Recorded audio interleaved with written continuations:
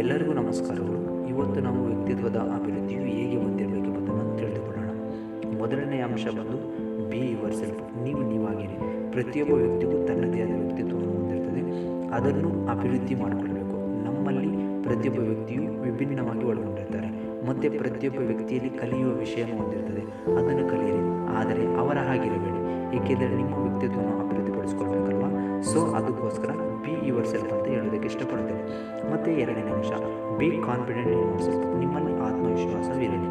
ನೀವು ಯಾರು ಮತ್ತು ನೀವು ಏನು ಮಾಡುತ್ತಿದ್ದೀರಿ ಎಂಬುದರ ಬಗ್ಗೆ ಆತ್ಮವಿಶ್ವಾಸವು ವ್ಯಕ್ತಿತ್ವ ಬೆಳವಣಿಗೆಗೆ ಪ್ರಮುಖ ಸಲಹೆಯಾಗಿದೆ. ನಿಮ್ಮ ಸಾಮರ್ಥ್ಯಗಳನ್ನು ಎಂದಿಗೂ ಅನುಮಾನಿಸಬೇಡಿ ಮತ್ತು ನೀವು ಏನಾದರೂ ಕೆಲಸ ಮಾಡಬೇಕಾದರೆ ಎಲ್ಲ ಪ್ರಯತ್ನಗಳನ್ನು ಮಾಡಿ. ಇದರಿಂದ ನೀವು ನಿಮ್ಮ ಭಯದಿಂದ ಹೊರಬರಬಹುದು ಮತ್ತು ಇನ್ನೂ ಆತ್ಮವಿಶ್ವಾಸವನ್ನು ಪಡೆಯಬಹುದು. ಮೂರನೇ ಅಂಶ, work on your body language. ನಿಮ್ಮ ದೇಹ ಭಾಷೆಯಲ್ಲಿ ಕೆಲಸ ಮಾಡಿ. ಅಂದರೆ ಯಾವ ರೀತಿ ಅಂದರೆ, ನಿಮ್ಮ ವ್ಯಕ್ತಿತ್ವಕ್ಕೆ ನಿಮ್ಮ ಮೌಖಿಕ ಸಂವಹನ ಕೌಶಲ್ಯದಷ್ಟೇ ದೇಹ ಭಾಷೆಯು ಮುಖ್ಯವಾಗಿದೆ. ಇದು ನಿಮ್ಮ ಬಗ್ಗೆ ಬಹಳಷ್ಟು ಹೇಳುತ್ತದೆ ಮತ್ತು ನಿಮ್ಮ ಬಗ್ಗೆ ನಿಖರವಾದ ಊಹೆಗಳನ್ನು ಮಾಡಲು ಜನರಿಗೆ ಸಹಾಯ ಮಾಡುತ್ತದೆ.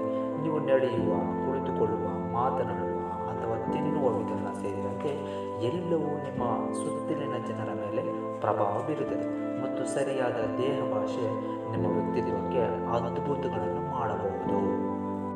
B A good listener. ಉತ್ತಮ ಕೇಳುಗರಾಗಿರಿ. ಹೆಚ್ಚಿನ ಜನರು ಅರ್ಥ ಮಾಡಿಕೊಳ್ಳುವ ಉದ್ದೇಶದಿಂದ ಕೇಳುವುದಿಲ್ಲ, ಅವರು ಉತ್ತರಿಸುವ ಉದ್ದೇಶದಿಂದ ಕೇಳುತ್ತಾರೆ. ಎಲ್ಲರಿಗೂ ಇಷ್ಟವಾಗುವ ವ್ಯಕ್ತಿತ್ವವನ್ನು ರೂಪಿಸಲು ಇದು ಒಂದು ಉತ್ತಮವಾದ ಹೆಜ್ಜೆಯಾಗಿದೆ.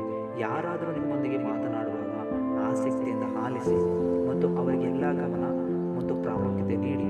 ನೇರ ಕಣ್ಣಿನ ಸಂಪರ್ಕ ಕಾಪಾಡಿಕೊಳ್ಳಿ ಮತ್ತು ಸುತ್ತಮುತ್ತಲಿನ ಪ್ರದೇಶದಿಂದ ವಿಚಲಿತರಾಗಬೇಡಿ. ಉತ್ತಮವಾಗಿ ವ್ಯವಹರಿಸಲು ತುಂಬ ಸಹಾಯಕವಾಗುತ್ತದೆ ಅಂತ ಹೇಳೋದಕ್ಕೆ ಇಷ್ಟಪಡುತ್ತೇನೆ. Next, read more often and develop new interest. ಹೆಚ್ಚಾಗಿ ಓದಿ ಮತ್ತು ಹೊಸ ಆಸಕ್ತಿಗಳನ್ನು ಬೆಳೆಸಿಕೊಳ್ಳಿ. ಬಹಳ ಕಡಿಮೆ ಆಸಕ್ತಿಯ ವ್ಯಕ್ತಿಗೆ ಮಾತನಾಡಲು ತುಂಬ ಕಡಿಮೆ. ಆದರೆ ನೀವು ವಿಷಯಗಳ ಬಗ್ಗೆ ಚೆನ್ನಾಗಿ ತಿಳಿದಿದ್ದರೆ ಮತ್ತು ಹಲವಾರು ಆಸಕ್ತಿಗಳನ್ನು ಬೆಳೆಸಿಕೊಂಡರೆ ಹೆಚ್ಚಿನ ಜನರು ನಿಮ್ಮನ್ನು ಇಷ್ಟಪಡುತ್ತಾರೆ. ಮಂದ ಮತ್ತು ಏಕತಾನತೆಯ ತೋರುವ ಬದಲು ನೀವು ಆಸಕ್ತಿದಾಯಕ ಸಂಭಾಷಣೆಗಳನ್ನು ಮಾಡಬಹುದು.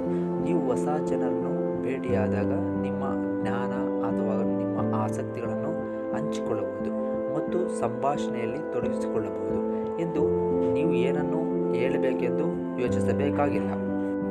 ಆರನೇ ಅಂಶ, ಮೀಟ್ ನ್ಯೂ ಪೀಪಲ್. ಹೊಸ ಜನರನ್ನು ಭೇಟಿ ಮಾಡಿ. ಹೊಸ ಜನರನ್ನು ಭೇಟಿ ಮಾಡುವುದರಿಂದ ಹೆಚ್ಚಿನ ವಿಷಯಗಳನ್ನು ತಿಳಿದುಕೊಳ್ಳಬಹುದು ಮತ್ತು ಇತರ ಸಂಸ್ಕೃತಿಗಳು ಮತ್ತು ಜೀವನ ಶೈಲಿಗಳ ಬಗ್ಗೆ ಇನ್ನಷ್ಟು ತಿಳಿದುಕೊಳ್ಳಲು ನಿಮಗೆ ಅವಕಾಶ ಸಿಗುತ್ತದೆ. ಇಷ್ಟು ವ್ಯಕ್ತಿತ್ವ ಅಭಿವೃದ್ಧಿಯ ಮುಖ್ಯವಾದ ಅಂಶಗಳು. ನಿಮ್ಮ ವ್ಯಕ್ತಿತ್ವವನ್ನು ಬದಲಾವಣೆಯನ್ನು ಮಾಡಿಕೊಳ್ಳಲು ಇದು ತುಂಬ ಸಹಾಯಕರವಾಗಿರುತ್ತದೆ ಮತ್ತು ಅನುಕೂಲಕರವಾಗಿರುತ್ತದೆ ಅಂತ ನಾನು ಭಾವಿಸುತ್ತೇನೆ. Thanks for watching. Please subscribe.